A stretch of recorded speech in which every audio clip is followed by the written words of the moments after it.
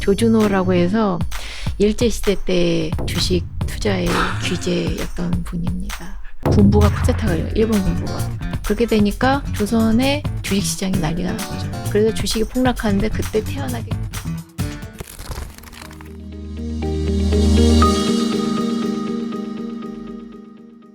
우리 이한 작가님을 처음 만난 거는 그 KBS 라디오 갔을 때 거기서 처음 만났는데 책 제목을 딱 보고 이거다. 예, 그렇죠. 제가 평소에 생각을 했던 게 이거였거든요. 그러니까 우리는 투기의 민족입니다.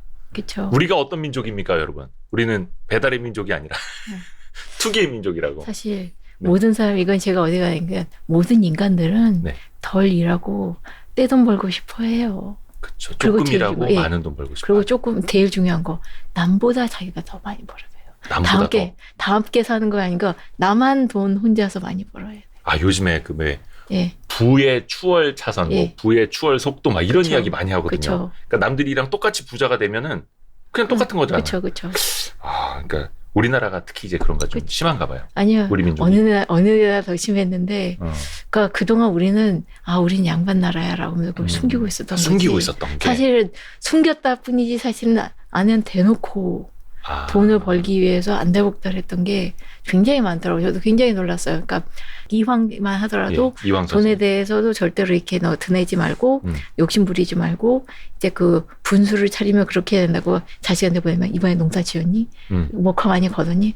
그다음에 그 남들 훔쳐가지 않게 해라. 그렇게 하고 이제 어떤 땅은 꼭 사야 되니까 그 땅을 지금 못 살겠으니까 팔지 못하게 해라. 그러니까 사회적인 면모와 실질적인 면모를 분비해서 훈계를 남긴 책에서는 돈에 대해서 욕심을 내지 마라라고 해놓고선 실제로 이제 그 가족들끼리 편지 보내는 거는 야, 이거 얼마에 팔아라. 이중적이었다. 예, 이중적이죠. 네, 대단히 이중적이죠. 앞에서는 체면 쫙 살리면서 뒤로는 역시나 실리를 추구를 하고. 벼슬 높은 사람일수록 더 심했습니다. 그래요. 그러니까 일단은 우리나라에 약간 투기성이 많다라는 건 아마 여러분도 많이들 느끼고 계실 거예요. 예전에 우리나라가 한때 파생 상품이죠. 그쵸. 선물 옵션이라든지 장내 파생 상품 세계 1위 시장이었고 규제가 좀 많이 도입이 되면서 지금 좀 내려오긴 했는데 또 코인 같은 것들 비트코인도 그렇고 김치 프리미엄이 상당하지 않습니까? 그쵸. 그런 것만 놓고 보면은 약간 한국인들이 좀 투기성이 조금 상대적으로 많다. 라는 것들도 어느 정도 좀 이야기할 수 있는 수준인 것 같고 우리는 이걸 이제 역사 속으로 거슬러 올라가서 이 투기의 민족입니다. 이 책은 이제 조선시대 역사를 담은 이야기예요. 예, 조선시대에서부터 약간 근현대 말까지 좀 약간 포함되어 있습니다. 근데 약간 집 얘기부터 할게요. 집 얘기부터. 예, 역시 집. 근데 앞부분에 이제 시작이 우리 다 이제 서울에 집 사고 싶어하고 특히나 이제 그 중에서도 강남 많은 사람들이 있으세요? 있었으면 좋겠습니다. 그러니까 사실 저도 목표예요. 저도. 누구나 다 그렇잖아요. 근데 이게 한양에다 집을 사고자 했던 건 조선시대부터 마찬가지였다고. 그렇죠. 흠양이라는 일기를 쓴 유만주라는 사람이 있었거든요. 이 사람 별로 그렇게 유명한 사람도 아니에요. 아버지가 유명했지 그다음 본인은 별로 유명하지 않던 사람인데 이 사람이 썼던 일기가 굉장히 오래 있는데 그 사람 일기를 보면 있어요. 서울의 재산은 모두 집값에 들어가고 한양. 한양. 그 다음에 이 지방의 집값은 이제 농장에 들어간다. 그래서 이 사람은 계속 여러 그 비싼 집들을 살면서 저 집 너무 좋다. 나도 저기서 살고 싶어. 큰 집들 보면서. 왜냐면 그때 좋은 집들은 다 이게 북촌, 서촌, 그리고 궁궐 주변에 거기 정말 으리으리한 그 기와집들이 있었거든요. 그러니까 그 사람은 워낙 그 서울 토박이긴 했지만 가난했어요. 그러니까 어디냐면 그 당시에 가난한 동네는 그 명동 쪽. 명동이 가난했어요? 그 당시에는.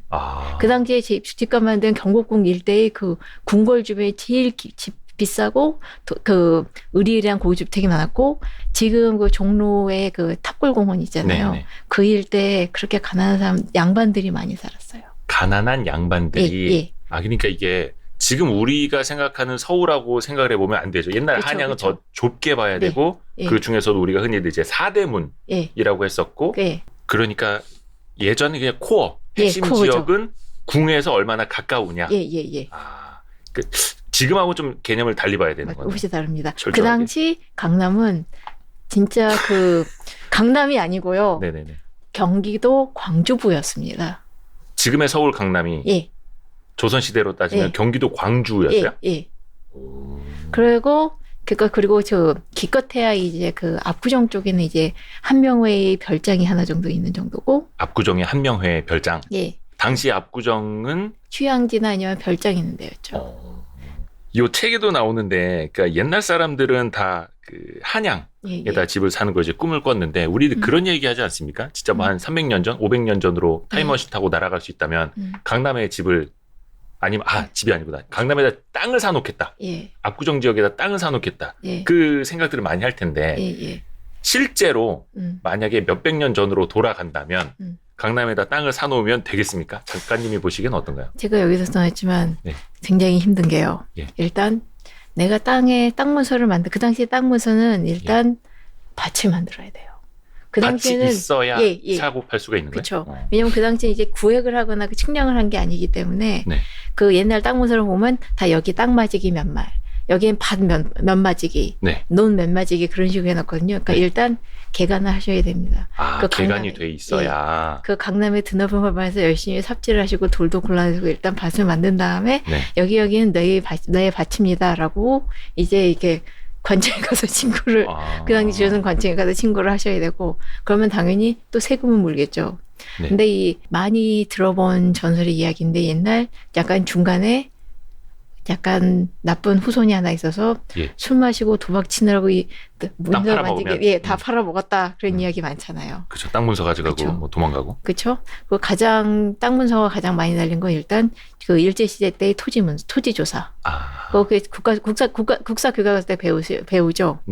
만약에 이런 몇 날 며칠까지 토지 조사를 하고 신고를 해라. 신고를 하지 않으면은 이 땅이 임자 없는 땅이다라고 했는데, 그 당시 조선 사람들은 이게 뭐야 하고 잘 반응 못하기도 했고, 또 먼 시골에선 이게 또 늦게 한 것도 있고, 그러다 보니까 조선 총독부가 신고 안 하네? 그럼 여기 땅은 전부 임자가 없는 땅이니까 내 땅이다. 라고 해서 조선 총독부가 갑자기 우리나라 땅이 한 50%가 60%인가 차지하는 거대 지주가 돼버려요. 그러니까 그때 강남의 땅을 가지고 있다 하더라도 뺏겼을 가능성이 상당히 높고, 만약에 잘 신고를 했다 치죠. 그러면은 잘 신고한 사람은 대부분 친일파예요. 왜냐하면 그만큼 커넥션이 있다는 거니까. 그러면 이제 그 친일파가 사실 친일파면 다 잘 살 수가 있죠. 근데 그렇지가 않아요. 사실 망한 친일파들이 꽤 많습니다. 망한 친일파가 많아요? 예, 굉장히 많습니다. 당대도 많고 아니면 자식들 많아가. 왜냐하면 일단 그 친일파가 되다 보니까 일단 도박을 한다거나 아니면 그 첩지를 하거나 뭐 기타 등등 해가지고 방탕하게. 진짜 풍청망청 써버리고, 또 그 당시에 돈 벌어먹는 그 블랙홀이 하나 있었는데 바로 미두 투자입니다. 네? 미두 투자. 미두? 예. 미두가 뭐예요? 그게 요즘 요즘 용어로 하면 쌀 선물 투자요. 자, 오셨습니다. 드디어 왔습니다. 쌀 선물 투자. 그때가 어느 시대였어요? 태평양 전쟁 직전이었어요. 태평양 전쟁 때. 전쟁 때였고, 또 하나 쌀이 굉장히 문제가 있었던 게, 일본이 그 한 쌀 부족 상태로 큰 문제를 겪었거든요. 그러니까 갑자기 일본 인구가 갑자기 확 늘었는데 쌀이 없어져서 폭동이 벌어졌어요. 쌀을 많이 사야겠다. 만들어야겠다. 어디서 하지? 식민지가 있네. 조선. 조선을 식민지로 만든 다음에 지금 뭐 이제 야자나무 플랜테이션, 무슨 뭐 초콜릿 플랜테이션 그런 식으로 조선을 플랜테이션 만들어서 쌀만 무조건 농사짓게 지어요. 그래서 쌀만 농사를 짓고 그 쌀을 전부 다 거둬가는데, 그 거져가는 항구가 바로 군산, 인천 그쪽인데, 그러면서 그래 쌀을 가져가는데 쌀의 품질을 좀 확인해야 되잖아요. 그러니까 미두 취인소라는 걸 만들어서. 미두 취인소. 그러니까 취인소가 거래소라는 뜻이죠. 맞습니다. 그러니까 나중에 주식 취인소라고도 그런 식으로도 생겨요. 그래서 이제 쌀을 가져오는데 그걸로 이제 돈놀이를 하는 거예요. 그러니까 선물죠. 야, 이제부터 맨 처음에 그 당시 돈으로 100원으로 시작했는데 이것도 작은 돈이 아니거든요. 100원을 했는데 2주 뒤에 쌀이 들어와요. 이 쌀이 가격을 얼마일지 미리 예측해서 이제 투자를 하는 건데, 만약에 쌀값이 생각보다 비싸지면 이 사람은 100원만 내고도 막 몇만 원을 벌 수 있고, 근데 반대로 마이너스가 나면 갑자기 알거지가 되는 거예요. 그렇게. 그러니까 깡통 계좌 되는 거네요. 예. 그러면은 당시에 그 미두 쌀 선물 거래도 레버리지가 그럼 가능했던 겁니까? 그렇죠, 뭐. 그런 식으로 했는데, 문제는 아까 얘기한 대로, 그래서 당시 온 조선의 사람들이 땅 문서를 들고 인천으로의 미두 취인소로 날려가서 다 날렸다. 난 이야기가 있는 거예요. 땅 문서를 담보로 맡겨놓고 예. 선물 거래를 레버리지로 하고 만약에 값이 떨어지면은 땅 문서 날리고 네. 그리고 알거지가 되는 거죠. 사실 예전에도 레버리지가 작진 않았습니다. 그러니까 이건 조선시대 얘기지만 예. 조선시대 때 후기 때 네. 그때 이제 큰 돈 벌 만한 거로는 이제 금광, 예. 은광. 예. 왜냐하면 그 당시 은이 세계 화폐였거든요. 그러니까 요즘 돈 팔아서 달러 사두는 것처럼 예. 그때 은을 가지고 있으면 이게 세계 화폐이기 때문에 돈을 크게 줄 수가 있어요. 그러면 은은 땅에서 파면 되죠. 그러니까 그 조선시대 정조 때 사람이 안명관이라는 사람이 네. 자기 맨 처음에 종상품이었으니까 벼슬이 낮지도 않았어요. 그런데 예. 부자가 되고 싶어. 더 큰 부자가 되고 싶어 하면서 집에 있는 서울의 집을 팔고 네. 이미 여기서 억소리가 나오죠. 그다음에 온갖 자산을 다 정리해서 돈 어느 정도 들고 저쪽 그 은광인내 근처로 별정으로 부임해서 가요. 그 당시 은광 시스템이 어떻게 돼 있냐면은 맨 처음에 사람들이 큰 돈 벌려고 주변을 들여가다가 땅을 파다가 여기 은이 나왔다. 그러면 거기에 구멍을 파서 거기에 구멍혈 떨어져서 혈주가 생겨요. 혈주. 그러니까 그러면 그 혈주라는 사람이 하고 이제 그 물주를 연결해요. 혈주와 물주. 예, 이제 물주라는 말이 요즘 많이 쓰는데 물주가 한마디로 돈 되는 사람. 은광을 파는 데 필요한 자금을 대는 사람이 그게 물주예요. 그 지금도 똑같이 쓰고 있죠. 예, 광산에서. 그러면 혈주하고 물주하고 만나서 자 여기를 파자. 왜냐면 혈이 많거든요. 네네네. 그래서 물주가 선택을 하면은 그 주변의 일꾼들을 모아서 일을 하고 그 이 물건들을 관리한 사람이 십장. 네? 십장입니다. 십장. 예. 그래서 그렇게 해서 그 안면관이라는 사람이 2년인가 3년인가 계속 돈을 파냈는데 은이 나오긴 나왔지만 채산성이 너무 떨어지는 거예요. 채산성. 그렇죠. 예. 사람들 인건비도 들어가고. 예. 그래서 한 그 음이 펑펑 나와야지 돈이 될 텐데 네. 한 10개 녹여도 은이 한 요만큼 나올까 말까 하니까 이 사람이 쫄딱 망합니다. 집 팔아서 예. 광산 투자했는데 서울집 팔아서 한양집 팔아서 그렇게 했으니까 예. 만약에 한양이 지금 강남에 땅 문서를 많이 가지고 있다 하더라도 실제로도 그 날릴 가능성이 되게 많고요. 또 이게 1960년대에 또 유명해요. 강남 개발되기 직전에 네. 한 그 도시개발 집중하신 분의 그 인터뷰 및 그 수기를 읽어봤는데 1906년 1960년대 60년대 그때 처음으로 강남 개발할 때 유명한 부자 두 분 있거든요. 네, 네. 그래서 강남구청 땅도 그분이 기증한 거였는데 두 분 다 한 분은 자식 때문에 망하고 한 분은 그 외롭게 단칸방에서 쓸쓸하게 돌아가셨다고. 그래서 부는 사실 정말 지키기 어려워요. 진짜 지금 우리가 생각해도 옛날 우리 집 명문가였어라고 하지만 진짜 명문가인 사람이 없거든요. 저희 집만 하더라도. 그래서 부는 읽기도 어렵지만 수성하기는 더 어렵다. 기록을 보면은 그 성종 그 유명한 그 사람들이 쓴 걸 보면은 옛날 부자들 이야기를 쓴 게 있어요. 옛날에 누구누구 부자였다. 뭐 이익이라는 사람이 부자였다. 이일이라는 사람이 부자였다. 그래서 어떤 김충이라는 뭐 이제 여건이라는 사람이 부자였다라고 기록이 문집에 보면 드문드문 나와요. 그래서 그 사람 집이 너무 부자라서 막 집에는 300칸씩 있고 200칸씩 있고 막 온갖 화려한 장식과 기타 등등 했다라고 하는데 그 사람이 누군지 저는 전혀 모르는 거예요. 처음 보는 거예요. 그러니까 당대 아무리 부자라도 역사 속에서 사라져버리는 사라지니까. 거죠. 예. 그러니까 제 생각에 그 사람들 자손은 잘 살았을까라고 하면은 유명한 부자들이 진짜로 보면 자식들끼리 그렇게 돈 가지고 싸워요. 그렇죠? 그런 우스갯소리 있거든요. 요즘 애들이 이제 자기의 장래 희망이 뭐냐. 저는 재벌 2세인데요. 우리 아버지가 노력을 안 해요. 저는 재벌 3세가 꿈인데요. 우리 할아버지가 옛날에 노력을 좀 안 하신 것 같아요. 약간 이런. 근데 그쵸? 그때 그렇게 부를 읽었어도 요런 생각을 갖고 있는 사람들이 다 말아먹을 수도 있었던. 그렇죠. 그리고 정말 부자였던 조선시대 부장님과 그 장현이라고 해서 장현. 예. 저 쉽게 말하면 장희빈의 사촌, 그러니까 친척이거든요. 친척 아저씨. 예. 그런데 이 장현이 얼마나 부자였냐면 청나라 관리들을 구워 삼을 수 있을 정도로 청나라에 무슨 문서를 하는데 막 뭐 몇백 금을 그냥 갑자기 턱 하고 내줄 수 있을 정도로 부자고 그 다음에 뭐 집에 엄청난 누각을 세운다거나 그 다음에 심지어 청나라에서 대포를 밀소에다가 걸립니다. 그러니까 군수 무기잖아요. 대포를 밀수해요? 예, 그것도 24개나.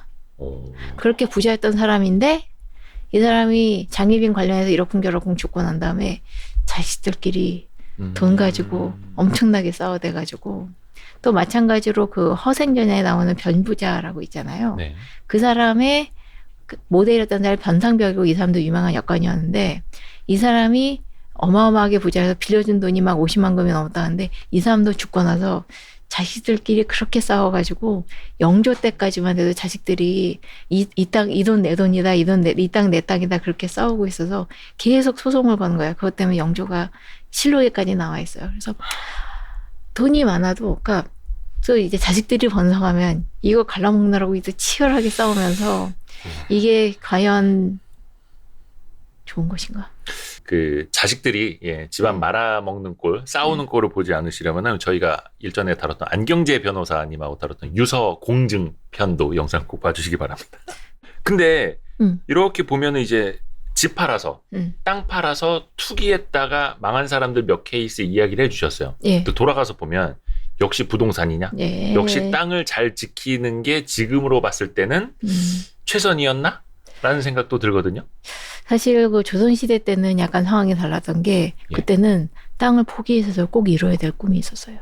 땅을 포기해서라도 이뤄야 할 꿈이요? 예. 과거급제.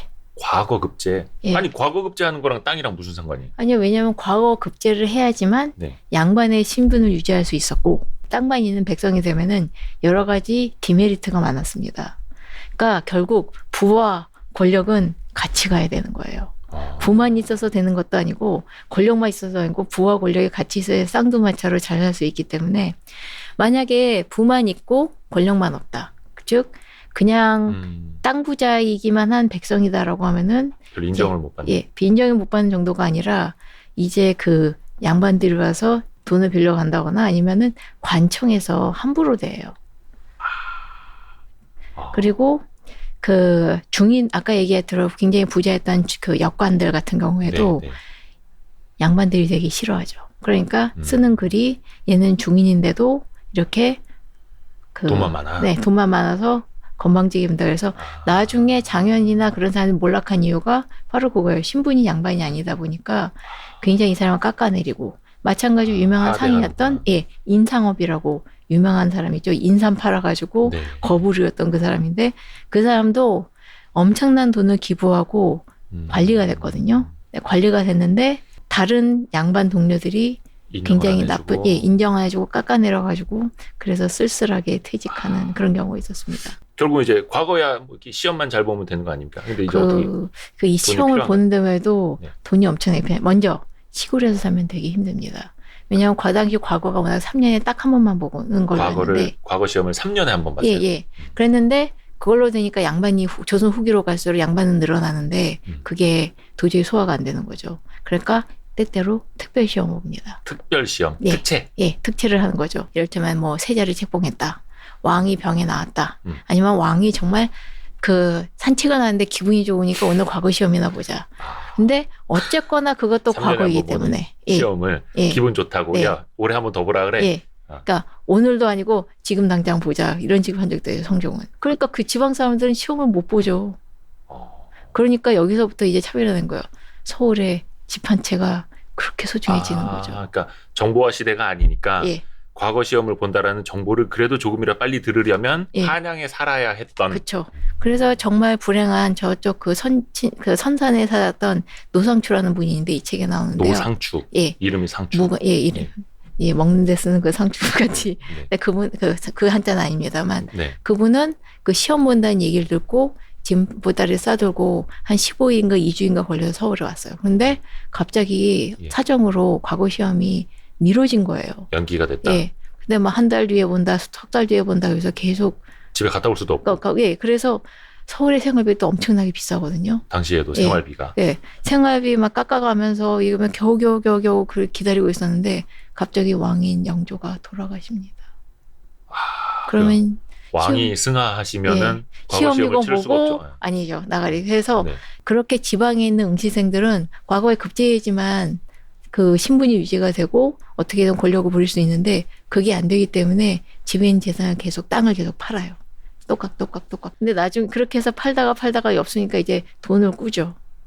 그 돈이 그냥 공짜가 아니죠. 이자가 붙죠. 그래서 빚은 눈덩이처럼 늘어나고 재산은 정말 늘고. 그래서 과거에 붙으면 다행인데 안 붙으면 그야말로 나라. 집도 망하고 신분도 망하고 그러니까 그거네요. 그냥 뭐 수년째 이제 고시에 매달려서 생계는 이제 하지 못하고 돈만 쓰면서 시험 공부만 하고 있는 이게 옛날로 따지면 그냥 과거 시험. 그렇죠. 그것도 한양에 살수록 아주 유리했던. 그래서 그 인터넷이 있으니까 뭐가 있습니까? 그리고 노상초라는 사람이 운 좋게 과거에 급제했어요. 그 다음에 제일 하려는 게 땅 사는 거. 서울에 집을 사려고 했어요. 과거에 급제했으니 이제 명예는 어느 정도 됐고. 사실, 부를 읽어야 된다. 사실은 과거 급제한 지 4년 동안 임용이 또 안 됐습니다만. 임용이 또 돼야 되는구나. 운 좋게 임용이 됐어요. 그래서 임용이 되고 그 다음에 서울에 집을 사려고 했죠. 네. 그랬는데 사기당했어요. 사기를 당했다고요? 네. 과거 급제한 사람도 집 살 때 사기를 당했던 조선시대에. 전세 사기였어요. 그거. 전세 사기? 네. 요즘에 전세 사기 되게 문제 많이 되는데. 그렇죠. 갭 투자한 집주인들 많고. 네네네. 맨 처음에는 저쪽 그 의정부에서 집을 빌렸어요. 아니 초가집을 샀어요. 근데 의정부는 멀잖아요. 네네네. 그리고 이제 거기서 출퇴근을 어떻게 해? 그렇죠. 그 사람이 자기가 혼자가 아니라 남동생이 있고 또 아들들이 있어요. 이 아들들하고 동생들도 이제 과거에 도전을 하니까 그 생각도 있었겠죠. 서울에 집만 있으면 여기서 묵을 수도 있고 정부도 빨리 보내줄 수 있고 그래서 이제 어떻게든 4대문 안에 집을 사보려고 계속 애를 썼어요. 그러다가 좀 명동 근처인가 셋집을 하나 들었거든요. 근데 셋방이에요. 셋방. 그냥 하나 들었는데 갑자기 집주인이 얘기한 거예요.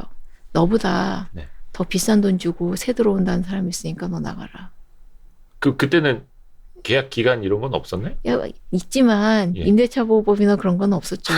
그냥 나가라고 나가야 되나? 그러니까 나가야 하니까 노상초가 아니 들어온 지 한 달도 안 됐고 한데 뭔 소리야 내가 돈을 더 주겠다. 온양을 더 줘요. 원래 줬던 돈에서. 그러니까 전세집 그 값을 올려줬는데 그래도 그 사람이 집주인이 아니 필요 없다. 왜냐하면 이 사람은 무관이었거든요. 근데 새 집 들어오겠다는 사람은 승지예요. 그러니까 비서실 왕의 비서 중 하나죠. 그러니까 대통령 비서실에서 일하는 사람. 그렇죠. 그리고 돈도 더 준다니까 그러니까 노상초가 어쩔 수 이게 도저히 안 되겠다 싶어서 그래. 그러면 내가 집 비우겠다. 그러니까 그동안 그 돈 돌려달라고 했더니 전세 보증금 돌려달라. 그랬더니 그 사람이 없다고 못 주겠다고 하는 거예요. 그게 뭐예요? 그냥 그 배째라잖아요. 배째라고. 근데 돈이 없다고 얘기하니까 다행히 이 노상초라는 사람이 자기가 지금 현역이잖아요. 그러니까 현역 관료. 싸운 거예요. 장난하지 말고 돈 내놔라. 그 돈이 없다는 게 말이 되냐니까 이 집주인이 결국 돈을 돌려줬는데 있는 돈을 돌려준 게 아니라 다른 사람 새 들어온 사람한테 그 돈을 받아서 그걸로 이제 돌려막기를 해서 그렇게 해서 돈을 줬어요. 뒤에 전세 들어올 사람 전세 보증금 받아서 앞에 나가는 세입자 내주는 지금이랑 똑같네요. 그렇죠. 그래서 그 이후로도 노상초가 계속 서울에 집을 살려고 무진무진 애를 썼는데 계속 실패하고 결국 은퇴하자마자 고향 천산에 돌아가서 살았습니다.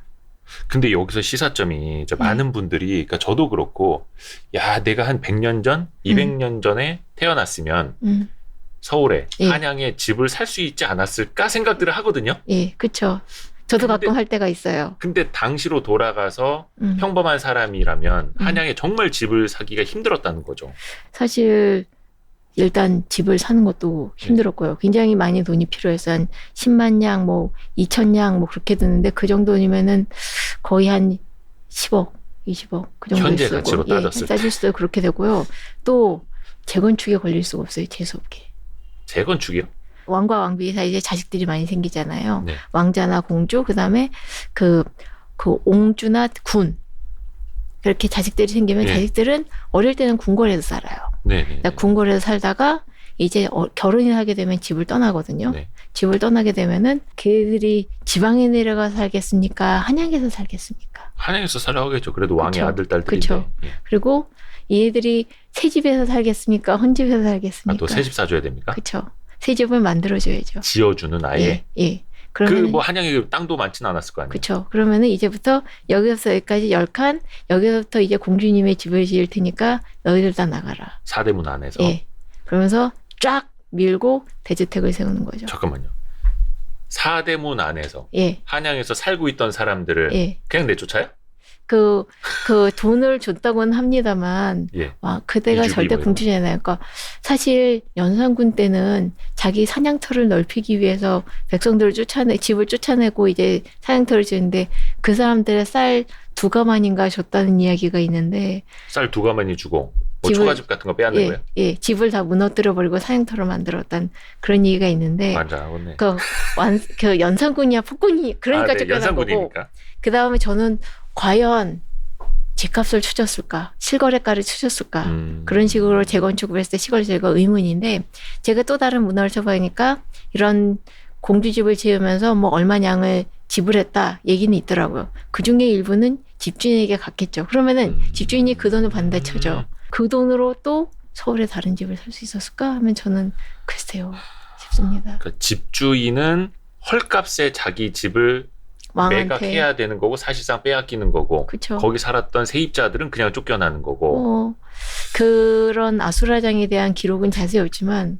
근데 지금 이게 재개발이랑 딱 빗대서 봐도 얼추 비슷하네요. 그렇죠. 근데 그래서 그 가장 역시 문제가 생기면 자식이 많은 왕과 왕비들, 그 왕들은 세종이라던가 특히 그 효종도 이제 딸들이 많았거든요. 그 딸들에게 집 세워줄 때마다 난리가 났다고. 그래서 그 당시 그 상소에서 공주들의 집이 너무 화려해서 문제가 많다라고 하는데, 예, 그렇죠. 아니 되옵니다, 막 이렇게. 그렇죠. 문종조차도 자기 딸 경혜공주를 위해서 그 집을 세워주니까 신하들이 뭐라고 해요? 공주 집을 너무 크게 짓느라고 백성들이 하는데, 그러니까 그 문종이 그래도 딸 결혼하는데 집 한 채는 해줘야지.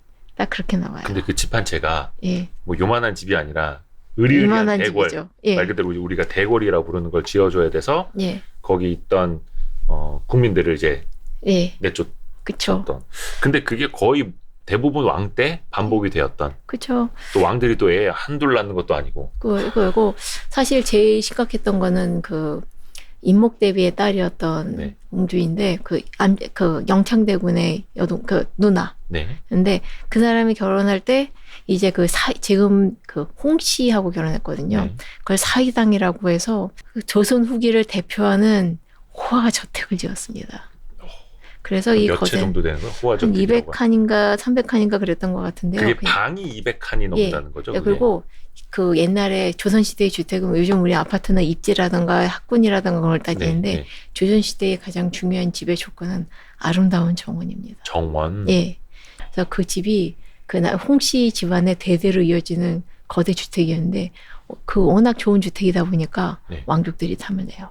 그래서 맨 처음에 그 집을 사고 싶어 했던 사람이 나중에 영조가 되는 연인군이었어요. 연인군이 나 그 책 사고 싶다 라고 하니까 숙종이 안 돼 하고 막았어요. 그런데 숙종은 잘 알려지다시피 좋아함과 싫어함이 굉장히 경락된 상인데 가장 사랑하는 막내 아들인 연영군이 결혼하게 됐어요. 영인군의 동생? 예. 근데 그 연영군이 연명군 이름도 어려워. 예, 그렇죠. 한자도 이상하게 특이한 거였어요. 이렇게 한다고 하니까 냉큼 그 집을 사줘요. 워낙은 2만 들어서 새 집을 지어주려 하는데 그게 아니니까 연영군 책을 근데 그 사이당 그 고깃주택을 냉큼 사주는데 왜 그랬을까요? 동생을 더 사랑하니까. 그냥 이쁜 자식. 예. 그러니까 그 숙종은 알다시피 인현왕후 좋아할 땐 인현왕후한테 대화를 잘해주다가 장희빈 좋아할 때 장희빈을 쓸개 빼주다가 다시 그 빼준 쓸개 다시 찾아와서 그 인현왕후 사랑했던 사람 있지 않습니까? 아이고. 자식에게 사랑도 그래요. 처음에는 경종 첫째 아들을 너무 사랑해서 이 아들을 위해서 왕비도 쫓아냈다가 그 다음에 연인군한테 옮겨가면서 경종한테 온갖 욕설과 저주를 퍼부어요. 네가 장희빈의 자식이라서 그렇다라고 이제 온갖 못할 말을 다 하는 그런 아버지였거든요. 숙종. 숙종이. 그 다음에 이 둘째 아들 다음에 성격이 안 좋았네. 숙종이. 그렇죠. 그러니까 부인도 쫓아냈다가 다시 드리고 그랬죠. 그런 다음에 이 둘째 아들의 또 사랑이 셋째 아들로 옮겨가요.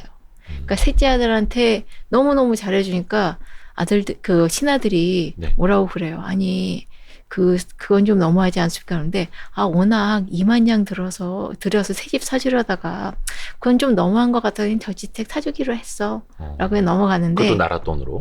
그리고 홍씨들이 과연 그 집을 팔고 싶었을까요? 그러니까 파는 거예요? 빼앗긴 거예요? 사실 빼앗긴 쪽에 가깝다고 보는 게 왜냐하면 연영군이 그 이제 사이당이라는 집. 그 자식도 없이 빨리 죽습니다. 죽으니까 홍씨들이 다시 그 집을 되찾았어요. 다시 되산 거. 예. 그런 의미에서 그 어떤 사람들 이렇게 생각해요. 만약에 연영군이 죽지 않고 오래 살았으면 왕은 개가 됐을 수도 있겠다. 라는 식으로까지 얘기도 합니다. 그러니까 고급 주택에 대한 선망은 옛날 사람도 정말 선명했던 게 옛날 사람들 읽어보면 그 좋은 주택 가면 너 여기 너무 좋아. 여기 사고 싶어. 아까 얘기했던 그 유만주가 쓴 흠형을 보면은 그 사람이 그렇게 비싼 집을 가지고 싶어 했어요. 아니 뭐 돈 많고 뭐 권력 있는 사람들이라면 당연히 근데, 이제 큰 집 좋은 집 그쵸. 갖고 싶어 했겠죠. 근데 그 사람은 그게 없었으니까 문제죠.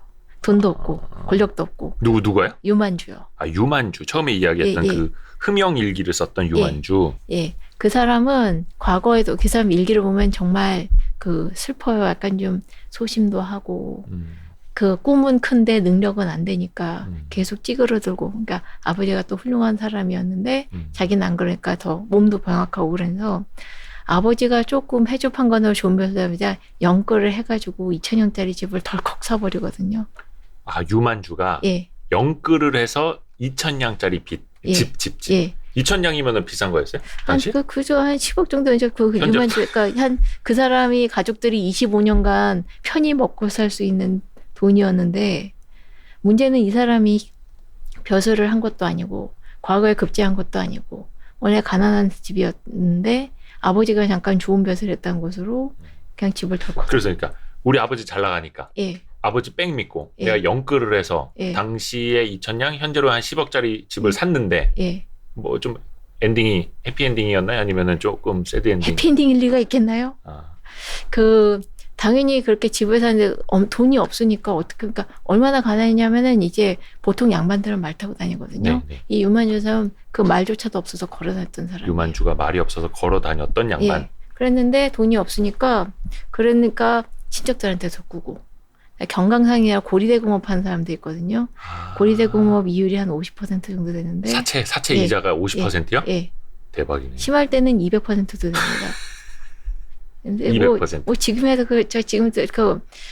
그 돈을 다 빌어다가 그 비싼 집을 산 거예요. 근데 그 집이 어떻게 된 거예요, 그러면? 그러니까 그 집이 게다가 또 사기를 당해서 사가지고요. 원래 값보다 비싸게 샀어요. 비싸게 샀다. 예. 근데 문제는 이 사람이 그렇게 비싸게 산 집을 너무나도 좋아하는 거예요. 그쵸. 어찌됐든 간에 꿈을 이뤘는데. 그래서 빚이지만 꿈을 이뤘는데. 당연히 아버지는 난리가 났죠. 그 집 빨리 팔아라. 손해보고 팔아도 되니까 빨리 좀 팔아라고 편지를 계속 보내는데 안 듣죠. 아버지가 빨리 그 집 팔라고? 예. 너 그 집 왜 영끌해서 왜 샀냐고? 예. 안 듣고 있다가. 그렇죠.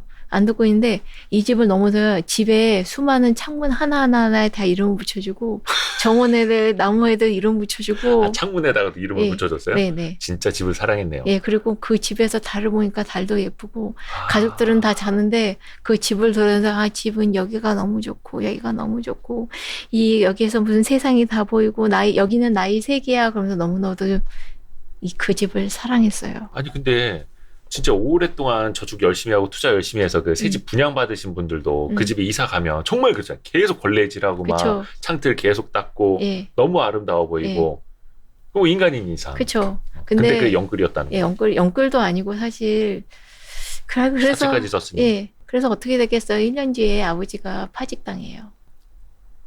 그 믿었던 나의 아버지가 예. 파직을 당하면 그냥 개털되는 거예요? 그렇죠. 다 날아가는 거죠. 그래서 결국 집을 그렇게 사랑했던 비싼 집을 헐값에 팔고 거의 반대매매 나가는 거네요. 예, 그렇죠. 집이. 그리고 이제 원래 살았던 그 창동 지금 명동 쪽에 허름한 초가집으로 다시 옮아가는데 그 심정을 썼는데 진짜 불쌍해요. 그러니까 이 사람이 아무리 어리석은 선택을 했다고 치더라도 되게 울적해하고 서글퍼하는데 되게 불쌍해요. 근데 이게 약간 이제 안 좋은 쪽으로 오버랩이 되는 게 영끌족들이 요즘에 많이 위기를 겪고 있잖아요. 금리 그쵸. 많이 올라가고 하다 보니까 그쵸.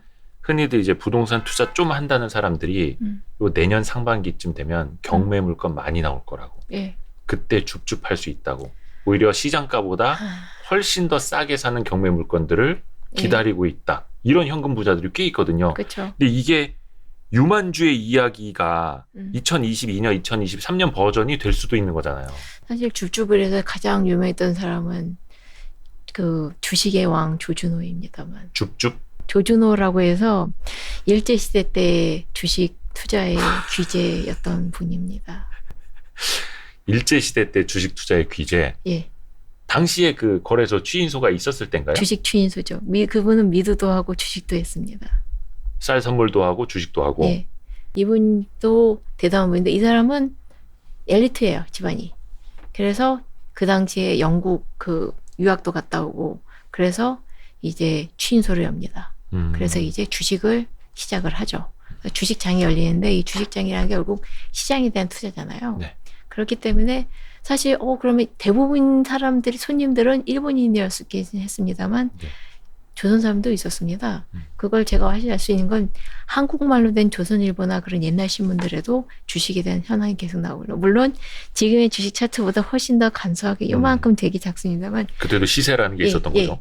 그래서 주식의 왕 조준호는 그 미드 투자를 할 때 대부분 사람들은 미드를 투자할 때 잃었거든요. 왜냐하면 나중에 결국 이게 그 쌀이 그 전략 물자가 되면서 네. 그 봉쇄가 되면서 하는데 문제는 주식은 전쟁이 되면 호황이 돼요. 잠시만요. 전쟁이 터지면 호황이 됐습니다. 주식 시장이 호황이었다고요? 예. 조선 시대에? 예. 조선 시대는 이제 그 일제 시대에 가깝겠죠. 네네네. 그 일본이 이제 그 러시아나 이제 중국에 성구전 포고를 하게 되면서 그렇게 되니까 이제 그 군수물자라든가 그런 거에 투자가 벌어지면서 그쪽 주식이 오르는 거예요. 그러니까 조선 사람들이 열광하면서 주식 투자하는 사람들이 전쟁을 벌이자. 돈을 벌 수 있다. 그렇게 주장하는 거예요. 그 사실 비슷한 역사 미국에서도 있었잖아요. 예. 그죠. 뭐 1차 대전 이후, 2차 대전 이후에 군수물자 투자 많이 되고 그쵸. 뭔가 좀 공업이 굉장히 활성화되고 하면서 붐이 일었던. 그렇죠. 아, 그게 우리나라에서도 일제시대 때 그랬구나. 저도 굉장히 놀랐어요. 조선시대 때 그렇게 사람들이 주식 투자에 눈이 뒤집어있으니 저도 사를 보면서 깜짝 놀랐습니다. 잠깐만요. 생각해보니까 지금도 비슷한데. 우리나라에서 그 방위 산업체들. 기존에는 내수용 군수물자만 만들던 회사들 이제는 홀란드네 어디네 막 유럽으로 호주로 어디로 이제 수출이 늘어나고 있고 지금 관련주들이 막 굉장히 강세를 보이고 있고. 아, 역사는 돌고 도는 거예요. 소름 끼쳤어 지금. 예. 당시에도. 그런데 이제 그 문제는 그 전쟁을 하는데 그 아까 얘기한 조준호 같은 경우에는 그 당시 일본의 수상이 일본 총리가 암살당한 일이 벌어집니다. 이노가미라고 해서. 네. 그렇게 되고 군부가 쿠데타가 열려요. 일본 군부가. 그렇게 되니까 조선의 그 주식시장이 난리가 난 거죠. 잠깐만요. 일본의 정세가 위험해졌는데 조선의 주식시장이 막 폭락을 합니까? 예. 좋은 게 아니라? 예. 왜냐하면은 그 당시 조선은 일본의 식민지잖아요. 네. 일본이 혼란에 빠지면 조선도 마찬가지가 될 거고 사람들이 뭔가 큰일이 생기나 보다. 난리가 났고 우리 그냥 총리가 갑자기 대낮에 살해당했는데 그럼 우리 지금처럼 인터넷에 보면 총리가 이상한 사람한테 죽었다. 우리는 금방 인터넷에서 들을 수 있잖아요. 이것으로 일본이 어떻게 움직이지 큰일이겠지만 그걸 알 수 있지만 그때는 한마디로 뭐 왕이 뭐 살해당했다. 뭐 그러니까 나라가 정치적 불확실성이 커졌다. 네. 약간 그렇게 이런 느낌으로. 생각을 그리고 앞뒤 손절 그냥 전보 일본 총리 암살 그거 하나만 딱 날아오던 그러니까 혼란스러운 전보시던 거구나. 거죠. 예. 그래서 주식이 폭락하는데 그때 태어나게 줍줍한 사람이 조준호예요. 야, 그러니까 요즘이랑 왜 이렇게 비슷하지? 그렇죠? 그러니까 요즘에도 속보 한 줄 떴을 때 굉장히 요즘에 이제 빠르게 그 정보들이 넘어오니까 그렇죠. 그러니까 일반인들은 이게 호재인지 악재인지 판단이 안 되고 그렇죠. 되게 불확실성이 있을 때 막 시장이 요동을 치는데 한 2년 전 때도 무슨 김정은 사망설 이거 CNN에서 오보 터뜨리면서 그때 시장도 막 충격을 받았었거든요. 그렇죠. 근데 그때 태어나게 줍줍한 사람이 있는 줍줍을 거죠. 하는 사람들이 있다. 그렇죠. 조선 시대에는 그게 조준호였고. 예. 그 조준호라는 분은 그래서 얘기했잖아요. 주식 왕이 됐고. 그 다음에 또 제가 일제시대 때 그 신문을 보다 보면 되게 재미있는 게, 그러니까 전쟁이 점점점 심해지고, 그다음에 일본의 폐색이 짙어지잖아요. 네. 그러니까 이제 여러 가지 계속 경제적으로 통제가 들어가요. 그러니까 사람들이 신문에 대해 물어보는 거예요. 어디다 투자를 할까요? 누구한테 물어봐요? 그 친문회에 문의를 하는 거예요. 그러니까 요즘에 와이스트리트 많이 찾아보듯이. 예. 저 그 경제가 이제 그 전쟁은 좀 더 침해지고 무슨 뭐 안 좋은 소문 듣고 사실 또 전쟁에 우리가 지금 후대의 사람이니까 일본 망하지라는 거 알고 있지만 네. 그 당시에는 가짜 뉴스나 이제 그 프로파간다니 이거저거 뒤섞여서 아니다. 일본이 이기고 있다. 일본이 뭐 미국으로 진출하고 있다라는 그런 헛소문부터 시작해서 아니다. 일본 지금 당장 망하고 있다는 소문까지 온갖 소문 뒤섞여서 뭐가 진짜인지 가짜인지 모르는 상황인 거예요. 네. 그런데도 사람들은 모르요. 어디다 투자하면 돈 벌 수 있을까요? 저는 정말로 놀랐어요. 이 전쟁 시대는 보통 일제시대 때는 그냥 사람들 그냥 저는 강제징용만 생각하고 뭐 그런 거다 생각하는데 어려운 시절만 생각했는데 그때도 물어보는 거예요. 어떻게 하면 그 속에서도 돈을 벌 수 있을지, 돈의 흐름이 어디로 가는지. 예. 그렇게 물어보니까 거기에 신문에 대한 답변이 정말 기가 막혔던 게 정말 한국말이 이렇게 쓸 수 있다는 거였어요.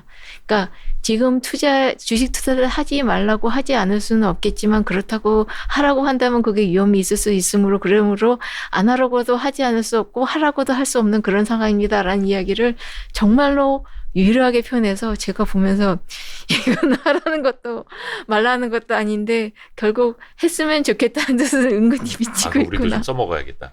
요즘 시장이 좋습니까? 투자를 해야 됩니까? 이럴 때 이제 써먹어야겠네. 네. 그렇게 되는데 그래서 이제 조준호 같은 경우에는 그래서 계속 그 오보라든가 그런 것 때문에 주식시장이 출렁하면은 그래서 사람들은 당연히 그렇게 해서 잘못된 소식 때문에 내 거 팔았다 돌려달라라고 그때 쓴 사람도 나와요. 그러면 이제 그때 조준호가 쓴 말이 그때 그 오사카하고 이제 인천하고 연결한 전화선이 어떻게 잠깐 불통이 됐거든요. 그 불통 때문에 또 패닉 벌여서 팔았던 사람들이 있는 거예요. 그러니까 그 소식이 잘못돼서 오보가 나서 그렇게 됐지만 어쩔 수 없다. 못 돌려준다. 이게 바로 거래다. 예. 그런 셈이죠. 거의 뭐 한국의 로스차일드인데요. 이 정도 되면. 그 정도죠. 그래서 그분은 또 이제 대단했던 게 그 다음에 그러니까 일본이 패망하기 이틀인가 사흘 전에 주식시장 아예 닫아버렸어요. 그 다음에 어떻게 됐겠어요? 자. 망했나요? 예, 아니, 잘 살았습니다. 그러니까, 자, 이제 일본이 망했습니다. 네. 사람들은 이미 생각도 못 했죠. 그리고 그 당시 우리나라가 일본의 점령이 36년이 지났잖아요. 네. 그렇기 때문에 많은 일본 사람들은 조선에서 태어나고 자랐어요. 많은 일본 사람들이 조선에서 태어나고 자랐기 때문에 이 사람들은 이 땅을 자기네 나라로 생각했는데 갑자기 얘기한 거예요. 이 땅을 떠나라. 패망한 뒤에. 예. 그렇게 되니까 어떻게 됐겠어요? 뭐 막 던지고 가나요? 예, 던지고 갑니다. 주식도? 예, 주식도, 그 다음에 재산도. 헐값에 처리, 왜냐하면 자기가 가진 돈이 전부 한국 돈이잖아요. 일본에 가면 일본 돈이 필요해요. 그때 나온 것이 불법 환치기. 환치기가 있었어요? 예. 빨리 엔화로 바꿔가야 되니까. 엔화를 가졌던 사람들이 어디선가 호련이 나타나서 굉장히 어마어마한 환율로, 지금은 말도 안 되는 환율로 돈을 바꿔줘요. 당시 조선의 부자들이? 예. 일본 사람들한테. 대박이네. 제가 정말로 놀랐어요. 그 당시에 그 많은 엔화를 가지고 있었던 거 놀랐고, 그 전쟁 끝난 그 와중에 돈을 밖으로 나왔다는 것도 대단하고. 당시에는 엔화를 갖고 있었던 게 우리가 일제 치하였으니까 기축통화라고 생각을 했었겠네요. 예. 그렇다고 일단 부자였을 테고, 그 다음에 일본 사람들이 전쟁 때를 비축해서 가지고 있던 물건들을 다 팔고 가기 때문에 전쟁 끝나자 갑자기 물자가 풍족해졌다는 이야기가 있어요. 그리고 또 하나, 그 일본 사람들이 주식만 가지고 있었던 게 아니죠. 집, 그리고 공장. 집과 공장. 그런 걸 다 줍줍. 저도 그 얘기 들은 것 같아요. 이게 옛날에 뭐 어르신들 얘기 들어보면은 일제 놈들이 놓고 간 공장들 누가 이제 줍줍해서 그걸 엄청난 부를 일궜다 막 이런 사람들이 있었잖아요. 많습니다. 제가 기업 얘기는 안 하겠지만 그 유명한 우리가 아는 많은 기업들의 뿌리가 거기서부터 L자로 시작하는 그 기업 말씀 안 하시려고. 예. 아니 거기 말고도 많아요. 그리고 아까 얘기했던 조준현 씨는 뭘 세웠냐? 그 가진 돈으로 벽돌 공장을 세웁니다. 진짜 필요했던 산업이나 당시에. 그렇죠. 그 다음에는 호텔을 세웠어요. 그게 명동 사보이 호텔입니다. 지금도 있죠. 지금도 후손들이 운영하고 있으십니다. 대단하신 분들인데 그 정도의 사실은 좀 기본적인 자산도 있었어야 됐지만 그 정도의 배포도 있어야 되는 거고 용기와 그 다음에 정보력 그리고 타이밍 그리고 제일 중요한 거 행운. 왜냐하면 무수한 사람들이 그렇게 했지만 성공한 사람만 살아남았지 사실 그렇게 해서 도전에다가 전 실패한 사람들을 굉장히 많이 봤거든요. 그러니까 베팅했다가 안 된 사람들도 있고 이 사람들은 살아남아서 또 끝까지 부자가 된 사람들이고 지금 상황하고 너무 많이 이제 계속 저는 오버랩을 하면서 보는 거예요. 그러니까 지금이 이게 글로벌 다시 금융위기로 가느냐 또 이제 경제 상황이 많이 어려워지고 주식이라든지 코인이라든지 부동산도 많이 떨어져 있는 상황이어서 이거를 조선시대랑 다시 빗대서 보면 용기 있는 자가 살아남을 수 있고 자산을 잘 지켜야 되고 거기에 큰 운도 좀 따라줘야 되는 거고. 사실 저도 희망을 갖고 싶은데 이 책을 쓰다 보니까 점점 기운이 없어지는 거예요. 그러니까 결국은 굳이 운이다. 그러니까 운이지만 또 하나 중요한 건 성실함. 성실함. 갑자기 부자가 될 수는 없어요. 계속 노력하고 준비하고 있다가 그러다가 행운이 오면 딱 거머쥐는 것이지 갑자기 나 오늘 갑자기 부자가 될 거야라고 해서 갑자기 배팅해서 될 리가 없는 거예요. 굉장히 철저한 준비와 노력과 그리고 많이 알아야지. 사실 아까 전에 줍줍해서 됐다 하지만 그 주위 사람이 줍줍하기까지 절대로 그냥 놀고 있지는 않았을 거예요. 이 뒤에 보면요. 그러니까 최근에 저희가 이제 책을 많이 다루고 있는데 뭐 김 작가의 럭키도 그렇고 마이클 모브신의 온갖 실력의 성공 방정식도 그렇고 공통적으로 하는 이야기들이 그거더라고요. 결국은 성실함을 바탕으로 내 실력을 키워 나와야 되고 거기에서 이제 운이 좀 붙어줬을 때 그게 이제 폭발을 하는 거다. 그렇죠. 그 역사 속에도 있는 거네. 사실 아까 얘기한 여기에 나는 계속 그 아까 얘기한 영끌하다 실패한 사람들은 전부 막 도전했다는 거고 실제로 차곡차곡 자신의 옛날엔 농업이라 가장 농업을 해서 성실하게 해서 성공한 사람은 퇴계 이황이죠. 왜냐하면 그분은 자산을 2배로 불렸거든요. 기본적으로 성실해서 농사의 기본은 성실함이잖아요. 매일매일 체크하고 농사 짓고 그 다음에 이제 그 제때 시간에 맞췄는지 확인하고 그 다음에 주변 사람들 계속 독려해가지고 뭐 해라 계속 체크하고 그렇게 하다 보니까 재산이 또 불어나는 거예요. 퇴계 이황 선생님이 농업으로 돈을 많이 버신. 일단 시드머니 있었죠. 결혼을 잘해서 부인들이 가져온 부인들인가요? 왜냐면 부인이 일찍 돌아가셔가지고 후처를 들이셨거든요. 퇴계 이황 선생님. 퇴계 이황 선생님 좀 장수하셨. 장수하셨죠. 근데 부인들이 전부 일찍 돌아가셨어요. 야, 이거 참 웃어야 돼 말아야 돼. 근데 그렇다 하더라도 어쨌거나 부인들이 가져온 땅이 1,500마지기였는데 이거를 그 아까 얘기한 대로 아주 꼼꼼하게 관리했어요. 계속 농사 짓게 하고 그다음에 필요한 돈 또 사들이게 하고 또 이렇게 계속 관리를 잘하셨구나. 관리도 잘하고 그다음에 그 당시 가장 채산성이 높던 작물이 목화입니다. 목화. 근데 목화를 하셨어요? 이황 선생님이? 목화를 열심히 키웠어요. 그리고 이 선생님이 대단하신 분이구나. 목화를 훔쳐가지 않게 미리 목화를 키우기 위해서 미리 똥밭도 만들어 놓고 그거를 그러니까 약간 뭐라 해야 되나? 지뢰 담처럼 미리 그러니까 똥밭이라고 해서 이제 걸음을 많이 해서 미리 준비를 해놓고 모판을 준비해놓고 그다음에 목화를 심으면 사람들이 훔쳐가니까 미리 사람들을 돌려서 지키게 하고 그걸 다 걷어서 얼마 걷은지 다 확인하고 정말로 꼼꼼하시는데 꼼꼼하셨던 분이네. 그런데 이분이 또 그렇다고 해서 유학자로 못한 분은 유학자로 아주 걸출한 분이시잖아요. 유학자로서의 본인과 그다음에 이 살림살이하는 본인이 완전히 별개의 존재 같아요. 그래서 그러니까 내가 이거 살림 좋아서 하는 건 아닌데 사람이라면 하지 않을 수가 없다. 돈 버는 일을 좋아하진 않지만 사람으로 태어나서는 안 할 수는 없다. 그래서 그렇게 했기 때문에 사업도 커질 수 있었고 자산 관리의 대명사셨네. 퇴계 이황 선생님이. 그러니까 비록 사실 그 당시 양반들 기록나 보면은 대부분의 양반 아까 얘기했던 유만주 같은 사람 같은 경우에는 일기 같은 경우에는 맨날 돈 없어라고 하지만 본인이 뭔가 돈을 벌려고 노력한 건 한 개도 없어요. 1개도 없어요. 돈을 벌고 싶어하고 꿈만 크고 꿈만 욕망은 강했지만 본인이 노력한 건 별로 없고 그냥 영끌만 했던 그러니까 새겨들어야겠다.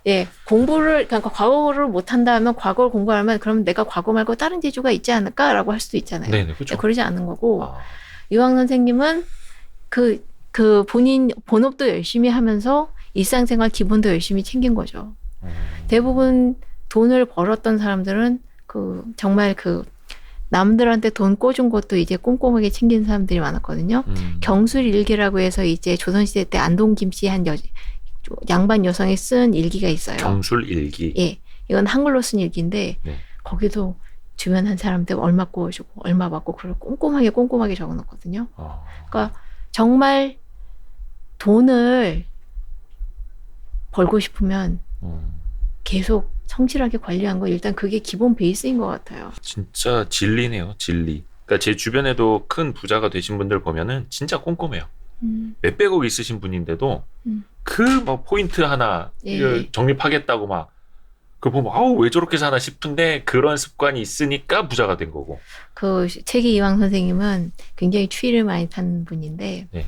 그래서 가죽 옷을 어쩔 수 없이 샀거든요. 가죽 옷을? 네. 오. 20년 동안 입으셨더라고요.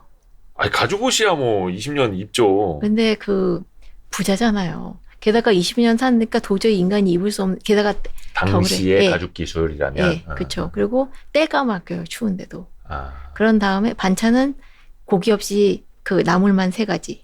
그렇게 하고 그 다음에 새 가죽을 사야 되니까 손자한테 부탁해요. 야, 내가 이제 야라고 하면 뭐 안 해. 그러니까 손자인데 뭐. 새 가죽 옷을 사야 되는데 시중에 얼마에 파는지 좀 미리 알아봐라. 옛날 양말 같으면 아예 돈 얘기가 더럽다 그냥 그래서 그냥 네가 가서 알아서 사오거라. 네, 그렇게 얘기했을 것 같은데 얼마인지 사와봐라. 그리고 얼마인지 알아봐라 먼저. 흥정을 하는 거죠. 그러니까 또 유명한 부동산 베팅한다면 역시 나진항의 이야기가 있죠. 그 나진항 이야기는 뭐예요? 나진항이가 바로 동아시아를 부동산 투기의 열풍에 빠뜨렸던 일대 사건입니다. 잠깐만요. 부동산 투기 열풍인데. 예. 동아시아를. 한국만이 아니라. 예. 동아시아를요? 예. 중국, 일본, 한국 사람 다 덤벼들었어요. 나진항에서 무슨 일이 있었길래요? 그러니까 나진항은 지금은 이제 나선항이라고 이름을 바꿨는데 그 당시에 처음으로 이제 철도가 생기게 되면서 지금의 나진님은 어디지? 저기 그 한경북도.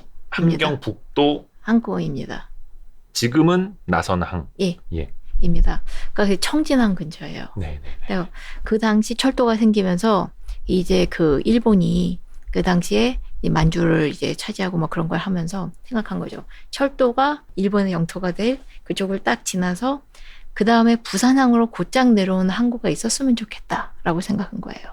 여러 가지 물자나 사람을 실어 나를 그런 항구. 네. 그래서 부산을 연결해서 북쪽으로 하는 국토종단항을 만들려고 합니다. 이거 한 3년 전에도 나왔던 얘기잖아요, 예, 사실은. 그렇죠. 예. 항상 나온 얘기죠. 예, 야, 그러면 이제 재개발, 새로운 도시를 하자. 그래서 그 당시 그 후보지로 설정된 곳이 3곳입니다. 하나는 옹진, 하나는 청진, 그리고 하나는 그 방금 얘기한 나진. 사람들이 얘기해요. 국토종단항이 생기면 어마어마한 투자가 벌어질 것이고. 뭐 그렇게 해서 사람들이 가장 많은 항구가 청진이었어요. 네. 그래서 그 온 동네의 투기꾼들이 다 몰려들죠. 그래서 전부 각자 베팅을 해요. 청진의 땅도 사고, 옹진의 땅도 사고. 일단 항구 땅부터 확보를 하자. 네, 그래서 가면 그래서 이제 그 당시 나지는 제일 낙후된 지역이었습니다. 겨우에 기껏해야 마을이 한 20호 그 정도 있을 정도 되게 작은 어촌이었는데 그래서 소문이 막 돌아요. 막 여기 옹진이 됐다더라. 아니다, 청진이 됐다더라. 나진이 됐다더라. 그런 소문이 하루에도 계속 돌아서 땅값이 올라갔다 내려갔다. 개발 예정 지역 어디로 발표나느냐 이런 거네요. 그렇게 하고 있는데 나진으로 연결이 돼요. 아, 나진으로? 당시 국토부가 이쪽으로 이제 입지를 선정을 해준. 그렇게 되니까 어떻게 되냐. 나진 가격이 땅값이 천정부지로 치솟어요. 막 1000배, 막 2000배 그 정도 오를 정도로 오르는데 그 사람들 갑자기 그 어촌에 살던 사람들이 갑자기 땅 부자가 되고 거기에 앞에 대청도, 서청도라고 섬이 있거든요. 그 섬을 찍어 샀던 사람은 대박 부자가 나고 눈이 뒤집힐만 하죠. 그리고 어느 정도 그래서 사람들이 이미 그렇게 하고 난 다음에 그 다음에 계속 투기꾼들이 몰려들어요. 그래서 웃돈을 주고 계속 사는 거예요. 아, 그 거기에 웃돈에 같은 땅이 거래되는데. 그래서 나진 땅이 하루에 18번 주인이 바뀌었다 할 정도로. 코인입니까? 네, 뭐 그렇게 그러니까 근데 여기에서 이 사람들은 대박이 났고 반대로 청진을 찍었던 사람들. 뒷목 잡고 쓰러져서 쪽박이네. 그러니까 종단항 외치면서 쓰러져 죽은 사람도 있대요. 예? 그 종단항 때문에 그러니까 그 투자를 해가지고 자기 투자 실패 때문에 종단항을 부르짖으면서 쓰러져 죽었던 사람까지 있을 정도로. 그래서 그 아사리판이 한 3년간 계속되거든요. 3년이나요? 예.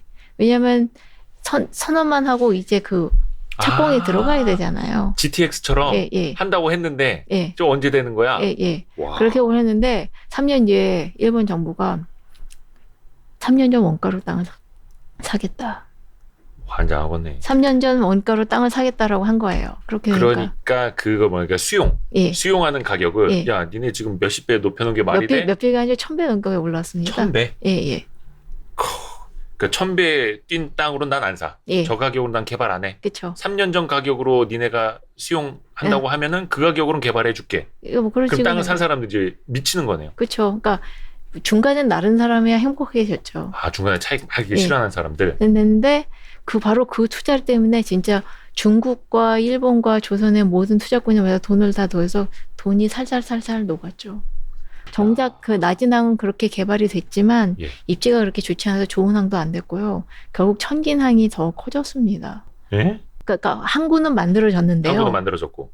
근데 그냥 청진항이 예전만큼 더 잘 이용이 됐고 낮은 항 그냥 있는 동 마는 동이 됐고요. 와, 이거 요즘 얘기랑 너무 똑같은데요? 그렇죠. 게다가 그 문제는 그렇게 하고 난 다음에 그다음에 채만식의 현대소설을 읽어보면은 그다음에 계속 소문이 번져요. 낮은 항과 같은 그러니까 그때 신문에 나오면 맨날 낮은에 땅 한 마지그만 사놨어도 그게 신문에 계속 사람들이 외치고 그 당시 사람들이 말버릇이고요. 낮은 항에 땅 한 마지그만 사놨어도 그게 말버릇이고 그 다음에 또 계속 소문이 돌아요. 야, 낮은 항 같은 항구를 또 만든댄다. 라고 해서 사기를 치는 거예요. 제2, 제3의 낮은 항. 예. 그렇게 하면서 돈을 끌어들여서 사기치는 일이 많아서 그 당시 낮은 항이라든가 아니면 만주에 투자해서 거기에 만주 재개발하면은 이걸로 큰 돈을 벌 수 있다. 그래서 평안도 부자들 다 후린 그 사기꾼도 있었어요. 역시 그 중에 사기꾼들이 항상 등장을 그쵸? 하네요. 그래서 정확한 정보를 모으는 게 정말 중요했는데 이렇게 하면 떼돈을 벌 수 있대라는 말 하면 일단 저는 의심해 봐야겠다는 생각이 든 게 정말 그렇게 떼돈을 버는 사람은 없고 정말 일부죠, 일부. 예. 정말 차곡차곡 준비해서 뛰어들어도 그래야지 성공할 수 있을 가능성이 조금 높아져요. 네네네. 하루에 18번 거래된 낮은 항의 인근 땅. 예. 그러니까 이게 멀리 보면 우리가 무슨 뭐 네덜란드 튤립법을 뭐 얘기하고 뭐 그럴 것도 없네요. 멀리까지 갈 것도 없네요. 여기서 얼마든지 찾아볼 수 있습니다. 여러 가지 굉장히 많아요. 더 이런 법을 했던 거 이제 아까 얘기했던 뭐 이제 투자해서 망한 사람 이야기는 또 이제 전쟁 때는 정어리 기름 투자라고 있어서 이 정어리 기름을 짜내면 이 정어리 기름을 그 군화 끝이 없네. 예, 그 군화에 이제 발라서 이제 그럼 군화가 튼튼해지잖아요. 그러니까 전쟁 때 쓸모가 있다고 해서 정어리 기름 짜는 공장을 만들었다가 전쟁이 빨리 끝난 바람에 쫄딱 망한 사람도 있고 또 그래요. 정어리 기름을 군화에다가 바르면 군화가 튼튼해지니 그러니까, 전쟁 수혜주다. 이야.